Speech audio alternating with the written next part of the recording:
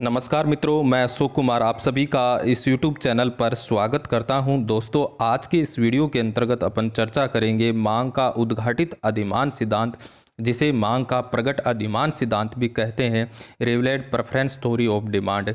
इस सिद्धांत का जो प्रतिपादन किया गया है वो सैमुअल्सन के द्वारा किया गया है। दोस्तों, अर्थशास्त्र विषय से संबंधित विभिन्न प्रतियोगिता परीक्षाओं में यहाँ से सीधा ही प्रश्न पूछ लिया जाता है कि इस सिद्धांत का प्रतिपादन किसके द्वारा किया गया है, सैमुअल्सन से।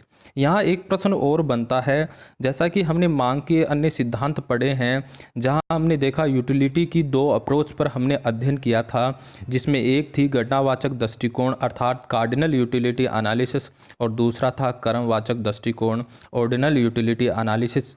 जहाँ यहाँ आपको बिल्कुल ये ध्यान में रखना है कि जो कि कार्डिनल यूटिलिटी एनालिसिस है, उसके ठीक बाद ऑर्डिनल यूटिलिटी एनालिसिस अर्थात जिसका अध्ययन हमने अनअधिमान वक्र विश्लेषण यानी इनडिफरेंस कर्व एनालिसिस के तहत पढ़ा था, उसके ठीक बाद जो सिद्धांत आता है वो है मांग का उद्घाटित अधिमान सिद्धांत यानी प्रकट अधिमान सिद्धांत। तो यहाँ आपको ये क्रम बिल्कुल ध्यान में रखना है। चलते हैं दोस्तों मांग के उद्घाटित अधिमान सिद्धांत पर, जिसे इस डायग्राम के अंतर्गत समझेंगे, लेकिन उससे पहले इन विभिन्न महत्वपूर्ण बिंदुओं पर अपन चर्चा कर लेते हैं।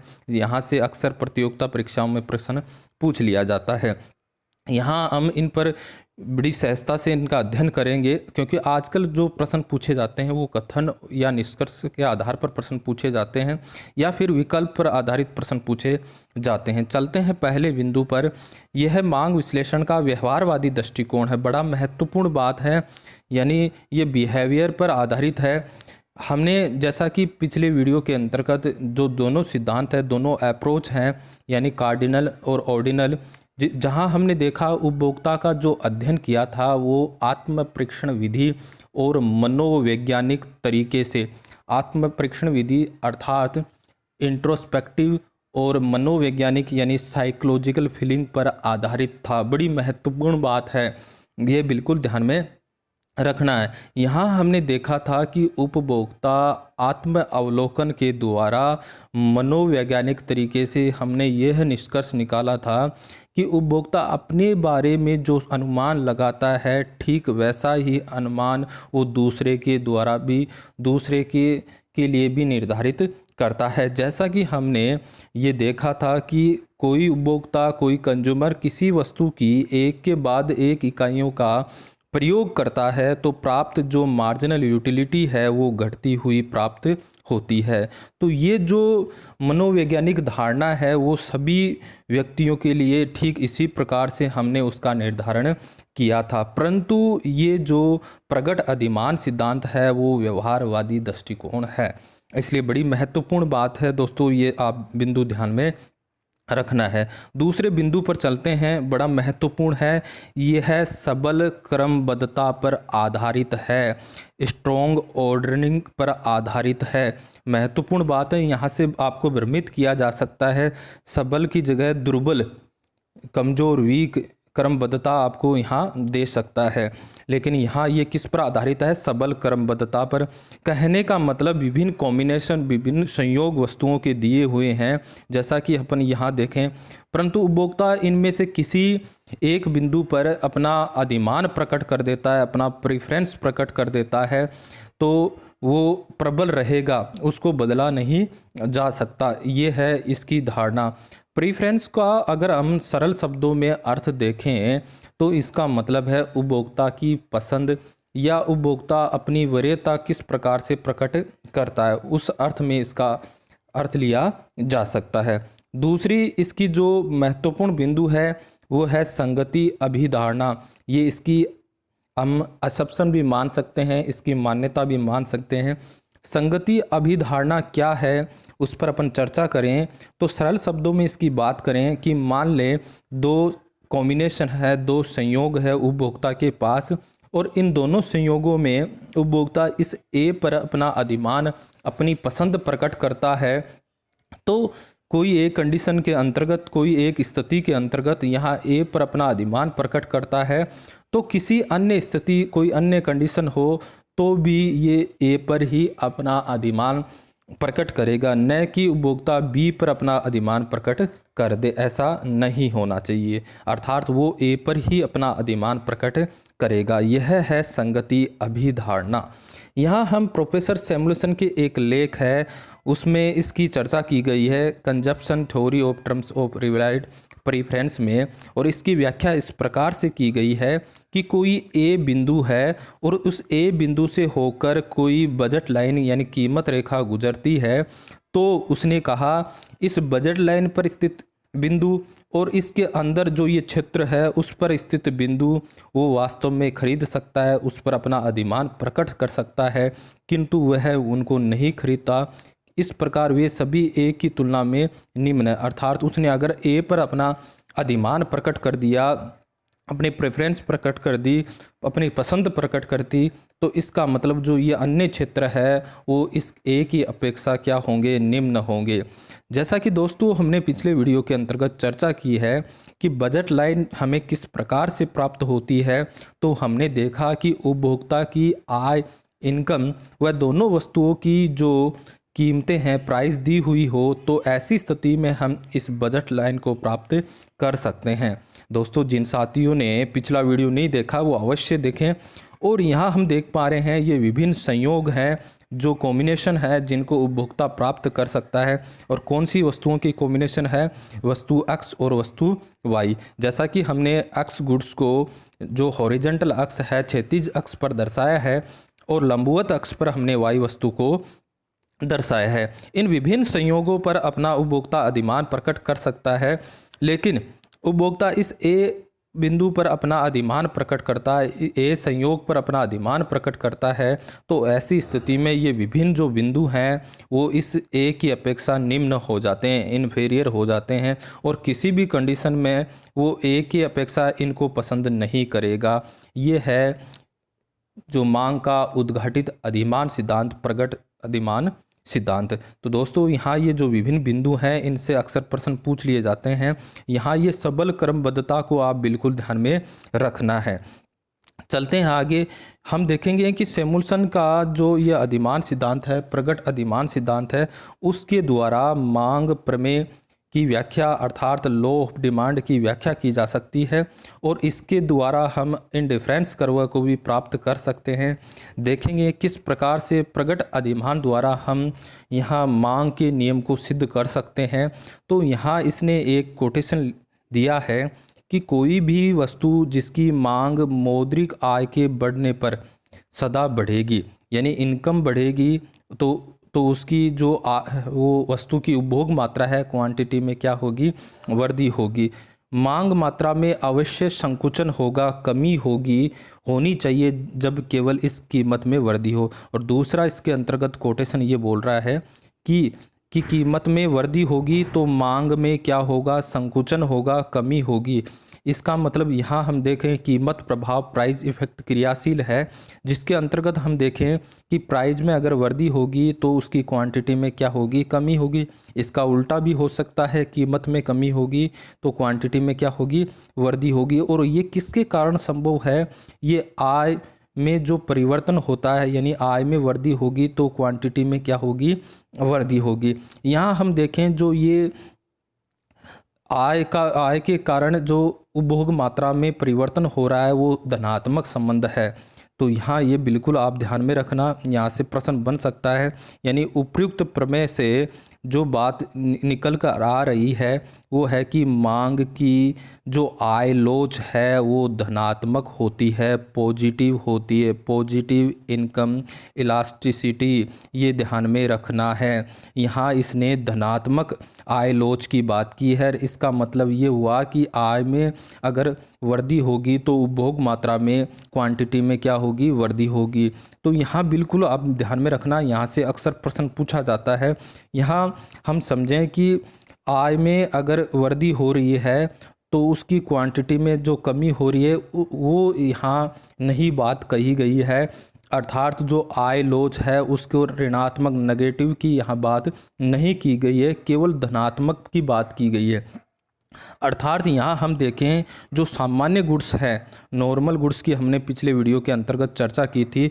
ऐसी स्थिति में, सामान्य वस्तुओं की स्थिति में क्या होता है, आय में वृद्धि होने पर उसकी उपभोग मात्रा में क्या होती है, वृद्धि होती है। परंतु दो वस्तुओं की हमने चर्चा की थी, हीन वस्तु इन्फीरियर गुड्स, और दूसरी वस्तु की हमने चर्चा की थी गिफिन वस्तु। बड़ा ही बारीकी पहलू है, बड़ा इसको समझने का प्रयास करना, यहीं से प्रश्न बनने की बिल्कुल संभावना ही रहती है। हीन वस्तु और गिफिन वस्तु की स्थिति में हमने देखा था कि जो आय प्रभाव होता है इनका ऋणात्मक होता है, अर्थात आय में वृद्धि होती है, उसके कारण उपभोग मात्रा में क्या होगी, कमी होगी। परंतु यहाँ हमने देखा सैमुअल्सन के उद्घाटित अधिमान सिद्धांत के अंतर्गत मांग की व्याख्या करने में यहाँ इसने ऋणात्मक जो लोच है, आय की जो ऋणात्मक नेगेटिव लोच है, उसकी चर्चा नहीं की है। अर्थात इसके द्वारा हम हीन और गिफिन वस्तु की व्याख्या नहीं कर सकते। बड़ी महत्वपूर्ण बात है, यहाँ से प्रश्न बनते हैं। इस डायग्राम के अंतर्गत अपन चर्चा करें उससे पहले कुछ मान्यताओं पर असम्पशन पर चर्चा कर लेते हैं। इसमें पहली है, उपभोक्ता हमेशा उन संयोगों का, उन कॉम्बिनेशन का चयन करेगा जो कीमत रेखा पर स्थित है, यानी बजट लाइन पर स्थित होगा। बजट लाइन किस प्रकार से प्राप्त करते हैं, जिसकी हमने चर्चा की थी कि उपभोक्ता की जो इनकम है और दोनों वस्तुओं की प्राइस दी हुई होने पर हम इस कीमत रेखा, बजट रेखा को प्राप्त कर सकते हैं। दूसरा, इसके अंतर्गत असम्पशन ले सकते हैं, प्रत्येक कीमत आय स्थिति में उपभोक्ता वस्तुओं के केवल एक संयोग के लिए अपना अधिमान उद्घाटित करता है। जैसे हम विभिन्न संयोग हैं ऊपर हमने देखा, तो उनमें से किसी एक संयोग पर ही अपना उद्घाटित अधिमान, यानी ये अपना अधिमान प्रकट करता है। ऐसा नहीं है कि ये सी पर भी कर दे, बी पर भी कर दे। जैसा कि हमने इंडिफरेंस कर्व में देखा था, इंडिफरेंस कर्व में हमने ये देखा कि जो विभिन्न संयोग हैं उन पर किसी पर भी उपभोक्ता अपना अधिमान प्रीफरेंस प्रकट कर सकता है, और जहां वो वहाँ उसको जो समान इक्वल संतुष्टि प्राप्त होती है। परंतु ऐसा यहाँ नहीं है। इसके साथ, इन मान्यताओं के साथ उपभोक्ता चयन में क्या होगी, संगति होगी, जिसकी हमने चर्चा की थी कि विभिन्न संयोगों में, जैसे ये दो संयोग है और किसी एक कंडीशन में ए पर अपना उपभोक्ता अधिमान प्रकट करता है, तो अन्य कंडीशन, कोई अन्य स्थिति हो तो भी वह ए पर ही अपना अधिमान प्रकट करेगा। और साथ ही मांग की आय लोच को क्या रखा है, धनात्मक रखा है। इन सभी मान्यताओं के रहते हुए वो सैमुअल्सन ने मांग के नियम को क्या किया है, सिद्ध किया है। यहाँ हम इस डायग्राम के माध्यम से सैमुअल्सन के इस उद्घाटित अधिमान सिद्धांत को समझते हैं। चलते हैं पहले डायग्राम पर। यहाँ हम देखें, ये ए बी प्रारंभिक बजट लाइन है, और यहाँ इस ए बी जो प्रारंभिक बजट लाइन है उस पर स्थित बिंदु और इसके अंदर जो क्षेत्र है उसकी स्थित बिंदुओं पर उपभोक्ता अपना अधिमान प्रकट कर सकता है, परंतु उपभोक्ता ने इस क्यू बिंदु पर अपना अधिमान प्रकट किया है, अर्थात विभिन्न बिंदुओं को उसने इसकी अपेक्षा घटिया निम्न मान लिया है। मान लीजिए कि इस अक्ष वस्तु की कीमत में वृद्धि होती है, तो निश्चित रूप से ये जो ए बी बजट लाइन है वो इस स्थिति में आ जाएगी, ऐसी स्थिति में आ जाएगी, जिसकी भी चर्चा हमने पिछले वीडियो के अंतर्गत की है। परंतु हम देखें कि ये एसी बजट लाइन आने की स्थिति में ये पूर्व की जो बजट लाइन है उसके जो क्षेत्र है उसके नीचे स्थित है। इसका मतलब इन सभी बिंदुओं को उपभोक्ता ने पहले ही इस क्यू बिंदु की अपेक्षा, इस क्यू कॉम्बिनेशन की अपेक्षा इनको निम्न घोषित किया है।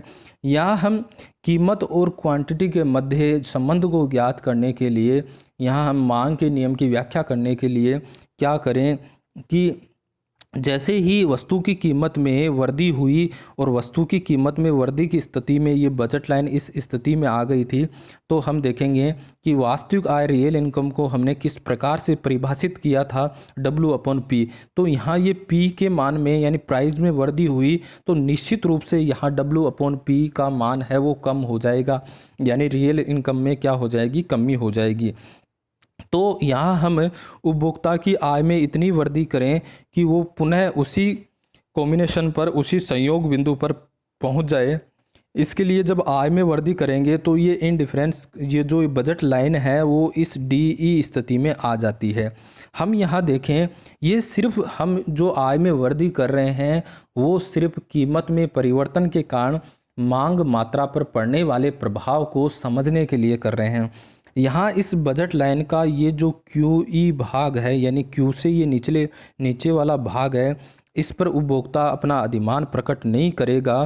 क्यों नहीं करेगा? क्योंकि निश्चित रूप से ये जो QE भाग है वो पहले वाली बजट लाइन के बिल्कुल नीचे की ओर स्थित है, ठीक है, जिनको इस Q बिंदु की अपेक्षा पहले ही घटिया निम्न घोषित कर दिया गया था। अगर यहाँ उपभोक्ता अपना अधिमान प्रकट कर ले तो निश्चित रूप से हम देखें इस Q बिंदु पर जो अक्स वस्तु की OX मात्रा का प्रयोग किया जा रहा था और उसकी अपेक्षा ये क्या होता, ज़्यादा होता, परंतु यहाँ वो अपना अधिमान प्रकट नहीं कर रहा इस QE भाग पर। इसका मतलब वो इस DE जो बजट लाइन है उसके या तो Q बिंदु पर रहेगा या फिर इससे ऊपर वाले भाग पर रहना चाहेगा, क्योंकि ये Q बिंदु तो उसने पहले ही अपना अधिमान प्रकट किया है और ये जो DQ भाग है ये इससे अपेक्षा क्या होगा, श्रेष्ठ होगा, क्यों ये ऊपर स्थित है। इसलिए उपभोक्ता यहाँ हम देखें या तो Q बिंदु पर अपना अधिमान प्रकट करेगा या इस छायांकित भाग पर अपना अधिमान प्रकट करेगा। तो यहाँ हम देखें अगर इन बिंदुओं पर अपना कहीं अधिमान प्रकट करता है तो निश्चित रूप से उस अक्स वस्तु की जो अक्स गुड्स है उसमें क्वांटिटी में क्या होगी, कमी होगी। और यहाँ हमने देखा अक्स वस्तु की कीमत में क्या हो रही है, वृद्धि हो रही है। तो ऐसी स्थिति में इसकी मांग मात्रा में, क्वांटिटी में क्या हो रही है, कमी हो रही है और यहाँ मांग का नियम क्या होता है, सिद्ध होता है। यानी हम देखें कि थोड़ा सा यहाँ समझने का प्रयास करना कि ये विभिन्न संयोग है और इनमें से उपभोक्ता इस पर अपना अधिमान प्रकट कर रहा है तो ये बाकी क्या है, निम्न है। परंतु कोई नया संयोग आ जाता है और वो इससे बेटर स्थिति में हो तो उपभोक्ता इस पर अपना अधिमान प्रकट कर सकता है। इसलिए ये क्षेत्र है वो इस Q की अपेक्षा बेटर है तो यहाँ अपना अधिमान प्रकट कर सकता है। यहाँ हम देखें कि उपभोक्ता की जो आय में वृद्धि की उसके फलस्वरूप भी यहाँ अक्स वस्तु की क्वांटिटी में वृद्धि नहीं हो पाई है। इसका मतलब यहाँ उसकी आय छीन लें, उसकी आय वापस कम कर दें तो ऐसी स्थिति में निश्चित रूप से ये Q बिंदु की इधर आगे की तरफ अपना अधिमान प्रकट नहीं करेगा। निश्चित रूप से हम कह सकते हैं कि वो अक्स वस्तु की जो क्वांटिटी है उसमें क्या करेगा, कमी करेगा। इस प्रकार यहाँ हम ये सैमुअल्सन के द्वारा मांग के नियम की व्याख्या की गई है, मांग के नियम को सिद्ध किया गया है। दूसरी स्थिति हम देखें यहाँ अक्स वस्तु की कीमत में कमी की स्थिति में तो हम देखें ये AB प्रारंभिक बजट लाइन है और इस Q बिंदु पर उपभोक्ता अपना अधिमान प्रकट करता है। अगर अक्स वस्तु की कीमत में कमी होती है ऐसी स्थिति में ये बजट लाइन इस स्थिति में आ जाती है। और यहाँ हम देखें कि जैसे कीमत में कमी हुई तो निश्चित रूप से जो उपभोक्ता की रियल इनकम है यानी उसकी क्रय शक्ति में क्या हो जाती है, वृद्धि हो जाती है। और हम यहाँ मांग के प्रभाव को ज्ञात करने के लिए इसकी आय में इतनी कमी की जाए कि वो पुनः उसी पॉइंट पर चला जाए तो ये नई बजट लाइन ये स्थिति आ गई DE। और हम यहाँ देखें इस DQ भाग पर उपभोक्ता अपना अधिमान प्रकट नहीं करेगा क्योंकि ये AB बिंदु के जो बजट लाइन थी उसके नीचे स्थित है जिनको हमने Q बिंदु की अपेक्षा क्या कर दिया था, निम्न घोषित कर दिया था। तो निश्चित रूप से ये आगे वाले भाग पर अपना अधिमान प्रकट करेगा और यहाँ प्रकट करेगा तो निश्चित रूप से हम कह सकते हैं यहाँ Q कॉम्बिनेशन की स्थिति में जो अक्स वस्तु की मात्रा का प्रयोग कर रहा था उसकी अपेक्षा यहाँ अधिक मात्राओं का प्रयोग करेगा।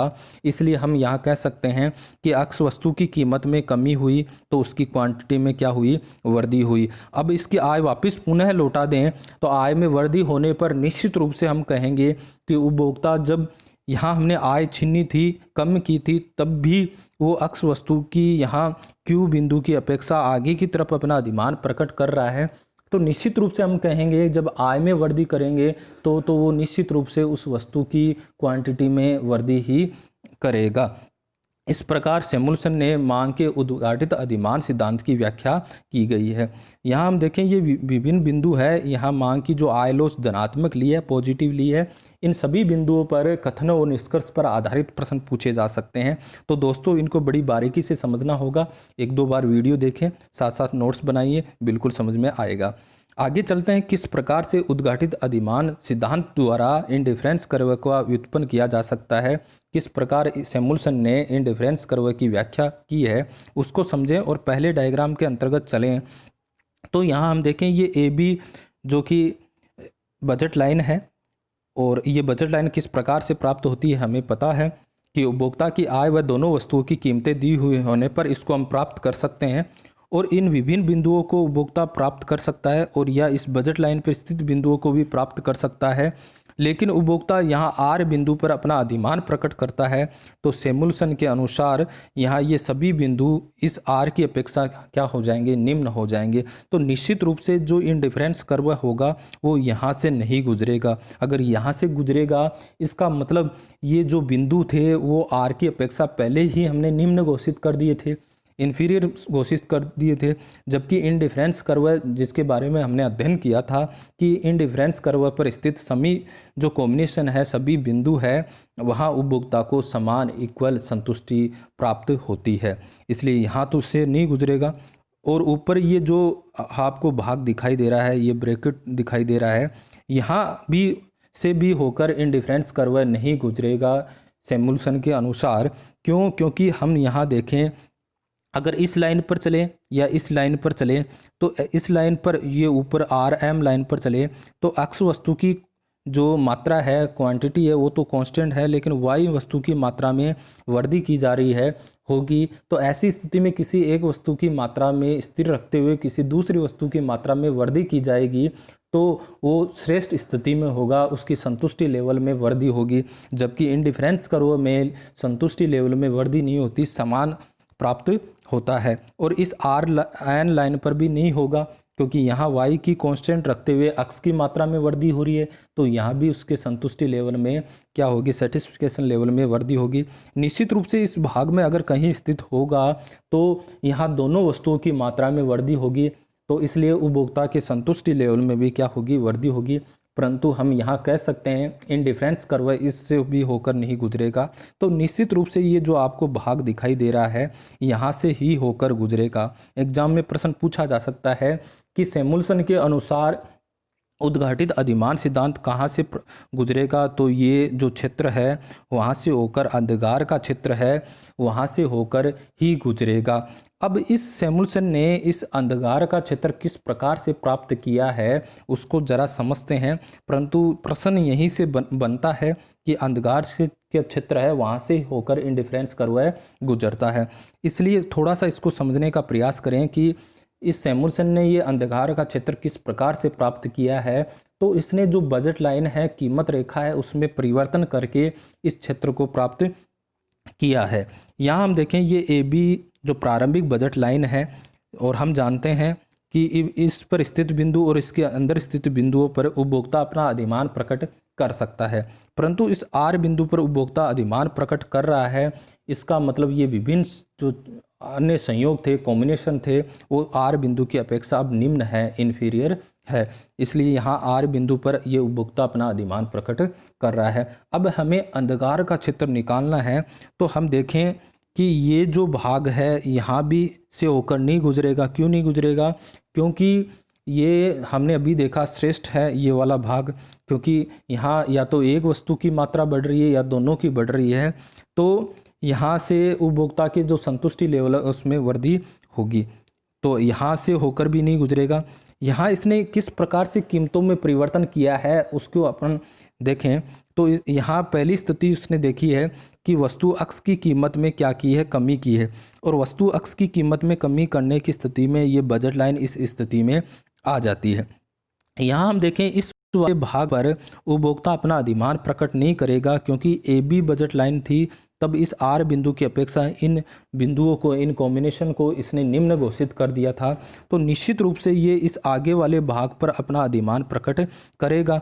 मान ले इस टी बिंदु पर उपभोक्ता अपना अधिमान प्रकट करता है तो ये आर बिंदु से अपेक्षा टी बिंदु क्या होगा, श्रेष्ठ होगा, और टी बिंदु से ये आगे वाला भाग क्या होगा, श्रेष्ठ होगा। या तो यहाँ ये छायांकित भाग से होकर भी इनडिफरेंस कर्व नहीं गुजरेगा।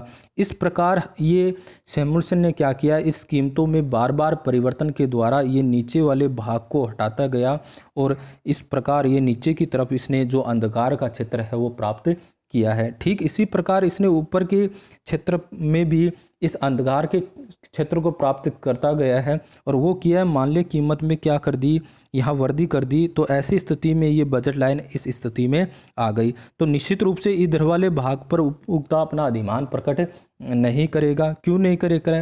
क्योंकि ये आर बिंदु की अपेक्षा पहले ही हमने इनको क्या घोषित कर दिया था, निम्न घोषित कर दिया था, इन्फीरियर घोषित कर दिया था। तो निश्चित रूप से ये ऊपर वाले भाग पर अपना अधिमान प्रकट करेगा। और मान ले इस एस बिंदु पर अपना अधिमान प्रकट कर रहा है और ये एस बिंदु की अपेक्षा ये ऊपर वाला भाग क्या हो गया, श्रेष्ठ हो गया, तो ये यहाँ से भी होकर इंडिफरेंस कर्व नहीं गुजरेगा। इस प्रकार ये ऊपर वाले भाग को हटाते गए और इस प्रकार यहाँ से इसने अंधकार का क्षेत्र प्राप्त किया है, बार बार कीमतों में परिवर्तन करके। तो दोस्तों ज़्यादा इसकी गहराई में आपको नहीं जाना है, यहाँ सिर्फ प्रश्न की बात करें, जो एग्जाम में प्रश्न बनता है वो यहीं से बनेगा और वो सिर्फ एक प्रश्न बन सकता है इससे संबंधित कि आपसे पूछा जा सकता है इंडिफरेंस कर्व कहाँ से होकर गुजरेगा। यहाँ हम बात करें कि इस सैमुअल्सन ने किस प्रकार से इस इंडिफरेंस कर्व को मूल बिंदु के प्रति कॉन्वेक्स सिद्ध किया है, उसकी भी चर्चा कर लेते हैं। तो हम देखें ये ए बी बजट लाइन है और यहाँ हमने देखा कि सैमुअल्सन के अनुसार इस बजट लाइन पर स्थित बिंदु और इसके अंदर स्थित बिंदुओं पर उपभोक्ता अपना अधिमान प्रकट कर सकता है। परंतु मान लें कि उपभोक्ता इस आर बिंदु पर अपना अधिमान प्रकट करता है, तो ये सारे बिंदु क्या हैं, इसकी स्थिति में क्या हो गए, निम्न हो गए, इन्फीरियर हो गए।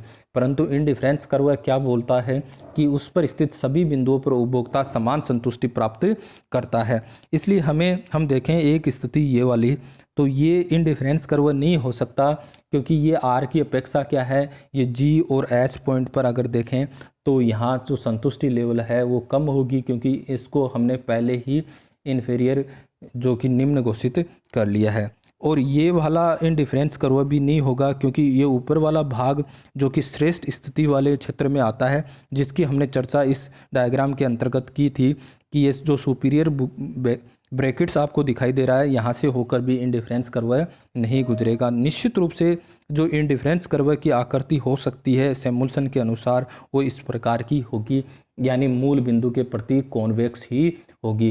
तो दोस्तों इसकी जो अभी बिंदु देखे हैं वहाँ से अक्सर प्रश्न पूछे जाते हैं जिसके अंतर्गत आय की लॉस क्या होती है, धनात्मक होती है। तो ये जो मांग का उद्घाटित अधिमान सिद्धांत है उसको आप ये वीडियो 1-2 बार देखना। यहाँ से अक्सर जो अर्थशास्त्र विषय से संबंधित विभिन्न प्रतियोगिता परीक्षाओं में प्रश्न पूछे जाते हैं। बड़ा महत्वपूर्ण टॉपिक है, बड़ा सरल सा आसान सा टॉपिक है। किसके द्वारा दिया गया है, सैमुअल्सन के द्वारा दिया गया है। दोस्तों आज के लिए बस इतना ही, धन्यवाद।